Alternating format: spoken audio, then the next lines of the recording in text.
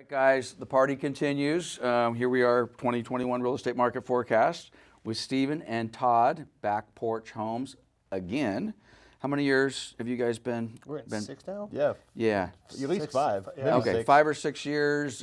They've sponsored for most of those years, and they're sponsoring again. So here we are, 1 year later, year of COVID, a year to the week, basically. So, before we go on where you're at, because I know you guys have had a tremendous year. Some good, some bad. Some actually, maybe let's reverse it. Maybe some bad, and then pretty darn good, from what I understand right now. So let's go back a little bit. So it was a year ago. You educated me, and if we were to run last year's tape, I think I confessed the year prior I was kind of confused. I'm like, I really am not getting what these guys are doing. And then I guess I wasn't paying attention to some of the legislation. You said, dude, pay attention to the legislation, explained what it meant. The bell went off, instantly got it. And I think that was my confession last year. So, but again, then we ran into this thing called COVID. We were doing a little bit of a pregame show before we started the tape. And I think we agreed that what we thought maybe in March of last year turned out a little bit differently when we got into the year. So how's your year been? You know what we should do? We should prelude this with like that first conversation in March.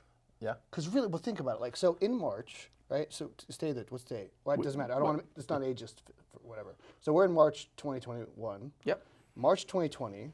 Me and Todd are sitting around, and we really can't figure out. We're like, man, it's going to take 6 weeks? What's it's just going to be a slight delay. We just came off the tiny home show. We had just launched the company because we had launched the company to the public at the Del Mar Tiny Fest show. I remember. As a matter of fact, I think you guys were leaving here. And didn't you leave here and go there, or go from there and come here? Yeah, we had just come from there. So because that was Leap Day, February 29th last year, and March 1st. We were out in San Diego doing that, and then came here and did the interview with you. So we had just started the company. And I think we did it right before the shutdown, right before. So well, when we taped, we taped on whatever that Wednesday was, and I got the call from the Fox Theater the Friday before that, and it wasn't Governor Newsom or the state or the county or anybody. The Fox Theater called and said, we're not doing your event. And then they probably got a call earlier from the county or from somebody else, but they called me and said, we're going. And then I think within 24 hours, we were pretty much on that very first stay-at-home lockdown. So we shot during the first 5 days we probably weren't even supposed to be here. Oh, I remember what happened. Yeah. So we were here, and it was like a couple days before, and we're leaving, and we go meet one of our key investors supposed to write a 7-figure check. And we went to Barnacles, of all places, in Mentone. He lives close by there. Right. Went to Barnacles, had some beers, talked to him for a couple hours, and he's like, "There's a 12th." He goes, "This looks good," and he's already in the space. This looks good. He's like, "Okay, let me talk to my partner. I think we have something here." And then that Sunday, we get an email from him. Says, "I'm not doing anything. Hold everything. Right. Not writing any checks." And we're like crushed, right? Right. So me and Todd are sort of like, all right, well, I mean, that was like, we thought we were good. Right. And over the next couple weeks, we're calling investors, going to all the capital markets are just destroyed. Right. Bob, our lead consultant, Bob Henry, Golden West, he helped build all the plants with Golden West, Fleetwood. I mean, he's 80 years old. The guy's been in the industry since 1963, right? So he's completely connected. He puts me on the phone with Jack O'Bannon, who's Universal Forest, and he says, and that's it for anybody who doesn't know, they're a big lumber supplier, and he's like, Bob says, call Jack and just ask him what the industry's doing. And Jack had been calling East Coast, West Coast, like find out what's going on across like the manufacturing industry, and he goes, what does it cost you to do nothing? And that's a tough question when you're trying to grow a company. Right. It's expensive. Yeah, but at that time we didn't have a factory yet, and I'm like, it's like $3,000 a month. I mean, doing nothing doesn't cost us very much. And you got to look at capital preservation with your existing investors, right? You're trying to figure out how to. It might not cost you much, but it's hard to generate income. Well, that's what we were like. How are we going to eat? So I I talked to him, and then me and Todd talked, and then we talked to a couple of our investors, and the general consensus was do nothing, because Right. Jack basically said, he's like, listen, you're about to see lumber prices skyrocket, and this is, if you try to start your company now, it's going to crush you. Right. And he's like, you're lucky. You were just about to go into production. You're lucky. Did you feel lucky? No, like I just felt like it was rough. And me and Todd just sat down and we Cried? yeah, we were like, Yeah. all right, we're gonna do nothing. Yeah. Like the amount of time, energy, and money and Yeah. stuff that it takes just to get a launch going. Yeah. So you have like all this momentum. We had Yep. so much momentum behind year us. and a half to just into it. put the brakes on Yeah. it. It's just Well, money just wasted. the mental preparation for that alone. Yeah. And just, I could feel it. Yeah. I remember that weekend. You said your investor or potential investor at that time called you on a Sunday. I think it was that Sunday before, and that's when the news was. I think it was the NBA or somebody said, "Hey, we're not going to do this," and then Yeah. they were going to have that big tennis tournament down in Palm Desert. Oh, that's off. Oh, yeah. And then my buddy does Coachella, and then within a day after that, because Coachella was in April, and said, "Yep, that's off." So everything the wheels were falling off the cart. Yeah, I mean, they had, we had one of the guys involved in Coachella meander by our location because he heard about us and talk about, hey, maybe we could put some of these units in Coachella, right? Like, A customer. yeah, and we're like for super sure. excited. Right. And then weeks later, it's Right. like, Okay, so I think you said you stopped, you did nothing. So when did you? How long did it take before you realized? Okay, wait a minute, maybe there's some possibilities here. it wasn't even. There's no realization. We went on unemployment, and we're basically we had to keep the lights on. Right. Our job now is collect unemployment, keep going to the office every day, and just make sure that the company doesn't fall apart. Right. Just hold it together. Right. And so me and Todd would go in every day and do the work necessary, and Write it out. yeah. So Yeah. from the so August, when did she? Yeah, it was August. August we get an email, and it's there was a architect professor that we met at Tiny Fest that had some students and Tiny Fest. yeah, such I a love great, that. such a great name. Oh my God. So I mean, because we had 3,000 people go through our unit in 2 days there, and we're praised on how affordable ours was, and it was universal because meets ADA and all this stuff. And then this architecture professor was talking to us it was before we were setting up, right? Right. And the students, she had students with her, and they wanted to build a parking space unit. So it was a tiny home that would fit in a parking space on the campus, so that students that A parking space that would fit a suburban or just a regular sized parking average space. is 18 by 9, right? Okay. So unit had to fit in that space. Okay. And they had designed it, but they had no trade skills. And so our previous building partner that we switched because they shut down during COVID too, was there, and we said, hey, can we bring these students need to learn the trade? Can we bring them to the factory, teach them like how to do electrical, plumbing, whatever? And he was on board, and the professor was excited, and we're like, oh, cool, like this is gonna be kind of neat. Right. Me and Todd were Eagle Scouts, right? Part of Boy Scouts was like a lot of charitable stuff. I mean, it seemed like a good service. Yeah. My brother was in Baja Club at Cal Poly Pomona, so I knew what the support was like. It's hard to get public support.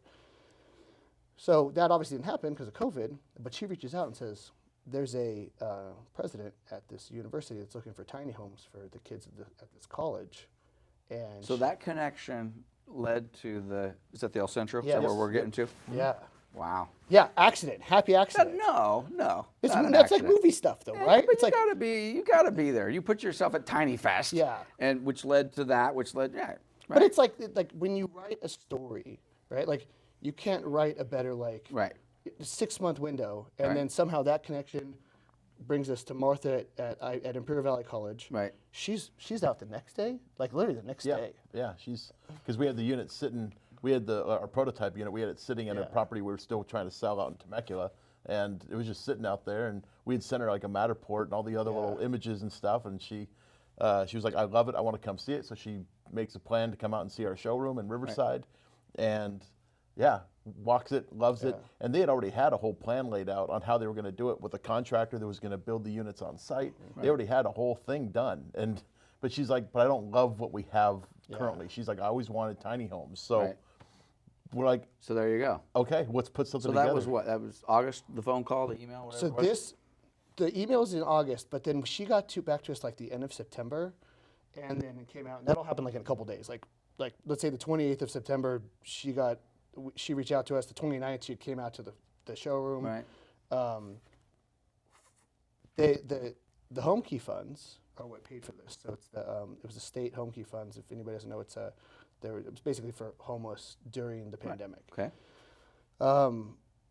Martha had a relationship with the city of El Centro, and El Centro was looking for a candidate that would have met that home key criteria. Well, tiny homes, so one of the key restrictions is you have to go from nothing to livable in 90 days. Right. And it's it's nearly impossible unless you're converting a hotel or old apartments or something. But if you build tiny homes in a factory, you just drive them out there and set them, right? Right. So,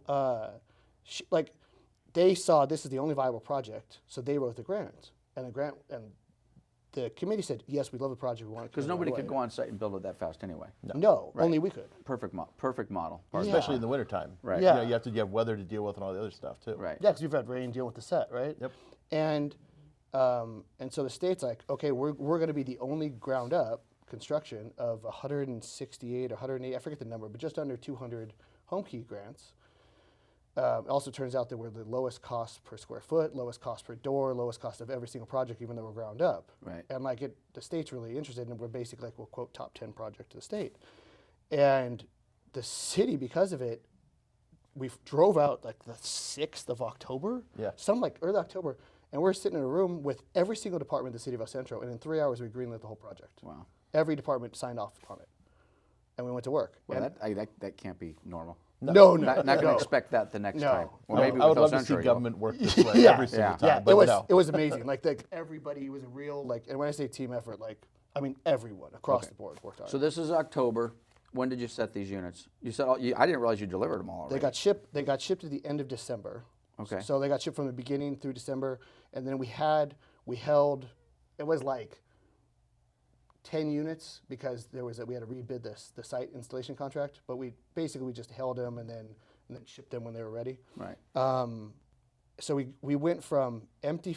Okay, well, actually, I guess the real part's the thing with Silvercrest. Right. Yeah. We were gonna have them built by another company. Right. The first one that built our That was the second original prototype. plan all along, wasn't it? It was. Yeah. Yeah. Right. So actually, originally the plan was to have our own factory, build them ourselves, and then we got the idea to have other RV manufacturers build them for us. So we had a company out in Paris that was going to do it, and then they had to shut down because they were considered non-essential. Right. So then we transitioned to a manufactured home builder in Corona that was going to build them for us, and then come to find out when we come to them with this contract saying, hey, we got an order for 26, let's go. They said, actually, guys, the manufactured home industry has gotten kind of crazy right now, so we can't even start your project until March, which would be right now. They would be starting now. So you opened the warehouse in San Bernardino. Yeah, We had to. We had and the guys over at Silvercrest are awesome. They were great, helping us with planning, and I'm super grateful because we had already agreed to a price, and they said, hey guys, I gotta be frank, first one January the earliest, and the rest through March. Right. And so me and Todd again, we're looking at each other well, we got a $1.5 million contract, and we have no place to build. Right. I guess we're going to the manufacturing business. Right. And we got a really great deal on the building. I was stalking you guys on Facebook during that time. From the time you decided to go into the manufacturing business, You're like, I got to see this. to the time you were actually open and putting in the first nail, it seemed pretty quick. If what I saw on Facebook, We got the lease October 12th. Right. The first nail was going in by October 19th. and you were setting the units by We were sending the units by the second week of December. wow, 26 units. pretty impressive. It was a lot of work. Okay, so all right, I had to make it hear look that easy. story, quite honestly, which is pretty cool. Okay, so now you're continuing manufacturing, of course. You said you're distributing through. The RV dealers. Already, you have a couple set right now. So if you're in the Inland Empire, right, you'll see them land at Marjan Right. here in Marina Valley, probably Wednesday, Thursday. Yep. Okay. So I should say, since to date this, sometime late March 2021, they'll land. just so again, this video is going to live for a long time. Yeah. We're broadcasting on March 24th, 2021. So they should be landed by then. We're shooting a couple days here early with everybody for this year's forecast.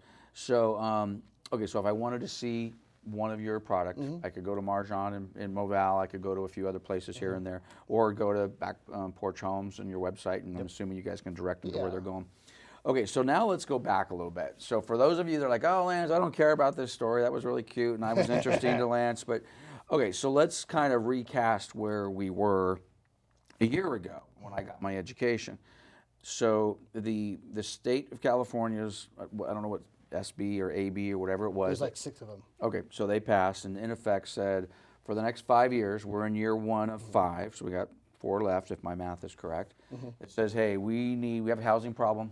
One of the solutions to the housing problem is to allow people to put an accessory dwelling unit, that's the ADU that we talk about all the time, on our property with, for best I could tell, correct me if I'm wrong, very little prohibition from city, state, federal, Yeah. you know, in effect just the opposite. It's like, hey, we're giving you permission to do this. And use it as a granny flat, use it, put the college kid in, or use it for income source. You know, I'm going to put a rental unit on my property. So that's the gist of it.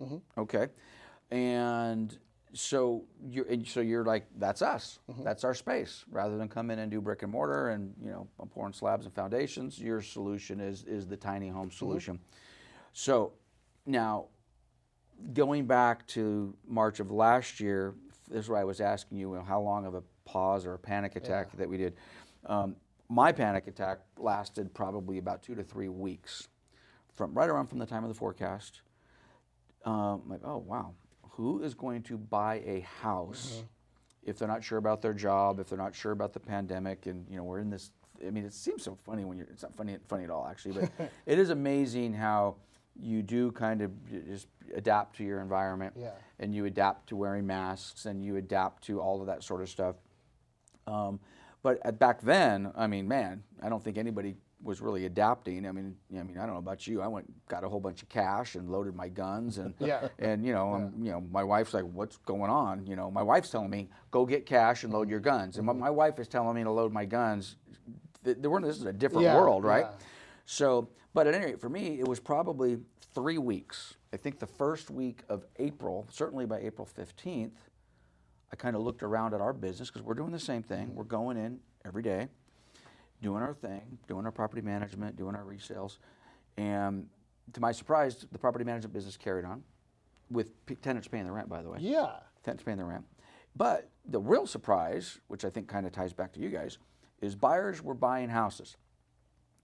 And I'm like, okay, well, interest rates, pretty darn good. But apparently no fear of losing their job, or at least the buyers that were buying. I mean, granted, these people probably were not in the restaurant business, or probably not in the entertainment business, or probably not in a variety of businesses that really got hit hard. So I always feel like when we're having this conversation and I express that we actually had a pretty good year last year, you almost want to qualify that and say, but because I have friends that are in all of those businesses that did not have a really good year last year. So at any rate, the buyers are out there buying. I bought a house. Julie and I bought a house last year. People are putting in pools. People are remodeling. Like crazy. People are buying ADUs. So did that market just kind of, you know, 'cause this is my thought. I do not have a lot of personal knowledge of my clients, friends and or family that said, hey, I think I want to do this. But I know of probably 4 or 5 of them that should. Drake, for example. We were talking to Drake yesterday. Yeah, he's perfect for it. He's perfect for it, and he's got the perfect property for it. He's got plenty of room for it. So put him on the call list. So that market. No, I know you're not necessarily. I don't want to characterize it wrong. You're not going necessarily through direct to consumer through you guys. So you're manufacturing them. You would send them to the distributors. Well, we're helping the process. Yeah, of course. Yeah, we gotta get the dealers on board. And we're giving the dealers all the leads essentially at this point because we don't have a dealer's license. We can't sell them direct to consumer yet. Right. We'll get a dealer's license, and eventually we'll do. Yeah, but you may never want to do that. We may never want to. Well, we have this. There's a no man's land, right, which is the 0 to 10 units. If a municipality calls us, we want to sell to a municipality or, like, let's say a big investor, direct. But we're telling our dealers, like, listen, anything under 10 units, like, that's you. Like, we don't want that customer. Like, and so some other companies will make the mistake of competing with their dealers, and I mean that you shoot yourself right in the foot. Right. But we have a few installers that already have these set prices, so we can give the dealers a list of installers. Say this is the person who could bring it to your property, deliver it, connect to utilities, do all that stuff for you, and it's like a turnkey package at a flat rate, and it's around $10,000. Right. And then we have 21st Mortgage now that just got approved this week. To do the financing. To the financing. I mean, you did a social media post. I don't have it memorized, but it sounded like you were pretty excited about that. Big deal. It's a big deal. Big deal. Yeah, that's I mean that's kind of the whole like thing for anybody. And not many people have an extra $60,000 laying around. So you know, short of people either refinancing their home to pull cash out and buy the unit or having cash on hand, there's really no other option. Now they can be financed. Now they can. Pretty reasonable payment. Now they can. Independently, which is important. Just the chattel, the unit by itself, so it's not tied to your home. Right. And it's 23 years. Yeah, it's 23-year product, so it keeps the payment. So it's not a way second low. trustee on the house. Oh, no. They're collateralizing the actual unit itself. Yep. And it's for living. So so Marjan was the one who originally started this conversation, which was, hey, we have about, let's call it 15 people, right, that come looking for a place for an elderly parent. Right. And they're going to buy a fifth wheel. Right. And they were like, listen, this is a direct replacement. Right.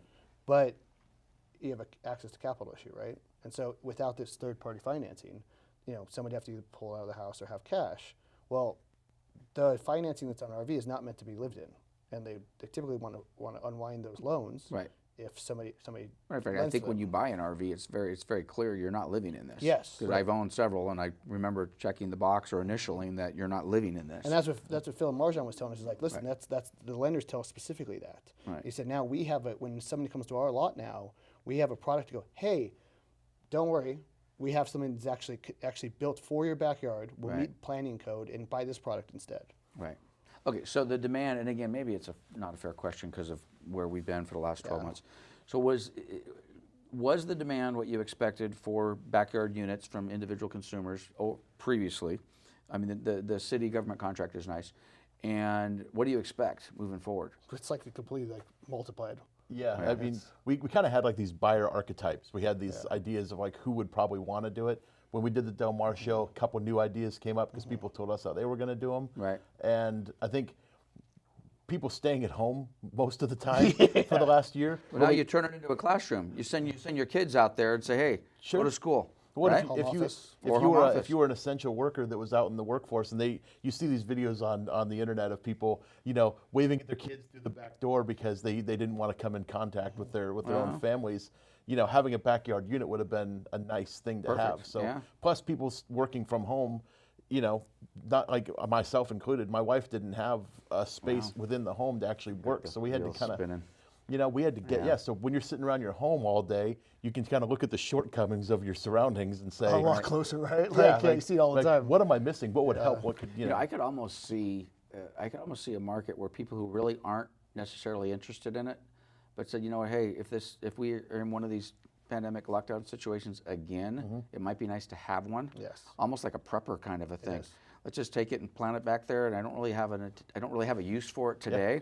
But the use might be a year from now when I need to work out of my office, or God forbid, my kids can't go to school, and that's going to be the classroom for them. The one that came out that I was most surprised by was people saying, "Well, since I'm working from home, I can make my home anywhere. Right. I can go to Hawaii, or I can go to the beach. I can go. You can take our unit, take it to like Bolsa Chica, and go stay down at Huntington Beach on the beach strand because you don't have to report for duty other than on your computer, so you can sit in your pajamas." No, you're actually truly talking about making it mobile. Absolutely, yeah. It is. I mean, technically No, I speaking, got it, it's like a but I don't think destination. that really wasn't the model necessarily. It was. Oh, it was. No, like so the first model was easy to move, right? So we knew the customers were primarily going to park them, but mobility has always been an important part of the product because, for example, you have somebody in a mobile home park, right? And you know, grandma lives there or whatever. Well, it's about $6,000 to move that unit. Right. Ours is an F-250 and a Saturday. Right. You know, I mean, it's a completely different. So we wanted the chassis to be so strong, right? Like if you bought a toy hauler, that you could just hook it up to your truck and tow it off. Right. And so our 20-foot unit weighs close to 8,000 pounds. It's very light. You can hook that thing up like we got an F-150 EcoBoost, right? Yeah. Hook up to that, no problem, and it runs on a 50-amp shore power cord. Right. You can take it to any RV place to park it in. Interesting. You literally plug the thing, and it's a kitchen. So that's a whole other market for you guys. You know, I mean, we were just talking earlier about, you know, some places at Lake Powell, whatever. I'm thinking of Black Meadow Landing at Lake Havasu. They've got 25 trailers that are 50 years old, and they all need to be replaced tomorrow. Another customer. So if you're watching. Wow. Okay. So basically, the model is actually probably even more attractive from your guys' from a business perspective than maybe even was a year ago. And this is the thing, and again, a large percentage of our, and we talked about this, and I think we did a little bit of a call. I don't know that we really got any traction, but you know, I'd say probably 20% of the people that are watching this are, in my world, in the property management side and on the landlord side. And it's not for everybody. Again, you even said that. Matter of fact, I thought the percentage of people that might be interested was higher. I don't even remember what you said, but I thought it was a lower number than what I would have thought. So, you know, from our audience perspective, if you're one of our landlords, if you already own a property, you don't have to be a landlord, I suppose, even your own personal residence. It's just, I think you'd be remiss not to at least check it out. Yeah. You know, Julie and I just bought a new place. The last thing in the world we thought about doing would be putting an ADU on it, but it's kind of on a hillside. By the way, can you put them on it? Can you crane them in? Yep. Okay, because this would require a crane. You just build still structure But just I'm like on a everything hill else. and I got a nice pad at the bottom, and I'm thinking, well, geez, you know, not that I would want to necessarily rent it out to anybody, but it just seems like it might be cool to have it. Well, that's, you know? we didn't expect that. We didn't expect you as the customer like that in the Right. beginning. We didn't expect the quote luxury customer, the customer that it's a cool thing to have. Right. You're like Todd's uncle, all right? It was like, no, you guys missed the boat. This is actually it's like a toy for a lot of people. They're Yeah. gonna look at it like, hey, this is just a cool thing to have. I have a tiny home. It's like Right. I have a boat. Well, and it's almost like, again, I don't know if it's a luxury thing, but fair enough. But, you know, it's almost kind of like you've got like the little bungalow. Yeah. You know, you've got some folks or some friends coming over, having a party, and you spend the night. Oh, maybe we don't have a big enough room for you, or I don't want you staying in the You can house. stay out there. You know, you can come on over. Yeah. Exactly. Yeah. Your place is over Yeah. there. Take the walk, buddy. You're right. Exactly. So, anyway, well, all right. So, first of all, congratulations. I'm super happy for both of you guys. I mean, I know what you've been through to get here. It feels So, pretty good though now. You look good. If I feel like we were just talking about, it, I'm like, this is the one. Like, this is the company. That's this right. is like the fifth. This is like the fourth one for us together. Yeah. Right. So Yeah. we're like, okay, this is the one that's like going far. Right. Well, you seem to be in the right place at the right time. Okay, so before we cut, let's just review really quickly because I don't know what they are. I touched on them, but so right now, state of California or whatever the statutes are that permit this. So just give us the minute or 2 minute rundown on hey, I'm thinking about, I might be interested in this. What kind of property do I need to have? I mean, obviously there's some setbacks or whatever it happens to be. So what's the basic rundown if I'm a consumer and I'm interested in buying a product? There's actually a great website called canibuild.com. Okay. They're an Australian company, Okay. but they have software specifically designed to see if your ADU works. And they're working in California right now, and they're trying to get further east as time goes on. But they're started in California because of the new laws. Right. So canibuild.com, you go there, it pulls up an aerial map, and their maps are updated like every month or something like that. They're aerials, so it's not like Google Maps where you see your old house before you put your patio in, and all that stuff. It's like it's actually got the most recent thing you can think of. So you can actually move our unit around on their software in your actual lot. You can see where it fits, and it'll tell you topographics. So it'll tell you like how much you have to excavate, if at all. It's actually pretty cool software. Nice. So can you build? Can I build? Can I build? Okay. Yep. I will put a link on the video. And or something like that. we'll do it for the customer. Yeah, too. we have it too. Yeah, So I gotcha. we pay for it ourselves, so we can actually do it for customers. And if you have a lot that you're curious about, and it actually prints out a site map for you, Right. you can take to the county. Well, guys. Go ahead. Well, that's a good point. So everybody asks, how do I get like the unit in my backyard? You have to take our plans, which are already third-party certified. The planning department just goes, yep, it's already got a stamp and a site map, Right. and it should go through planning in 60 days, no problem. So you always hear people ask like, how does it connect to utilities? Where does it go? What's the process? It's super fast in comparison to site build. Right. So the biggest thing people need to understand is like that we have the package already ready for them. You just go here and they're done. Right. Nice. Anyway, I'm happy for you guys. I'm proud of you. So I don't know why. I kind of almost feel like you're You my believed kids or in us, something though. like You that. helped, I've like, you always helped us in believed the in you. process. I didn't You give you any money, but You I did introduced us to believe your in you. clients, you know, So like that was helpful. First of all, I've always believed in both of you guys. Yeah. But at the same time, now once I understood what you were doing, sometimes it takes us older guys a little while to figure it out what you kids are doing. Yeah. But I just think it's a good business model, and from a consumer standpoint, I think it's just the possibilities are endless. So, at any rate, we've been following these guys here for a few years. We'll definitely have you guys back next year, track the progress, and see what you're doing. So again, thanks for giving us a little bit of time this morning. And we've got their website and all this sort of stuff, and links back to back Porch Homes and the plans and the sites and all the rest of that. So again, thanks guys. Thanks, man. Have a Thanks good for one. everything. All right. Yeah, all right. Yeah. Have a good one. Thanks.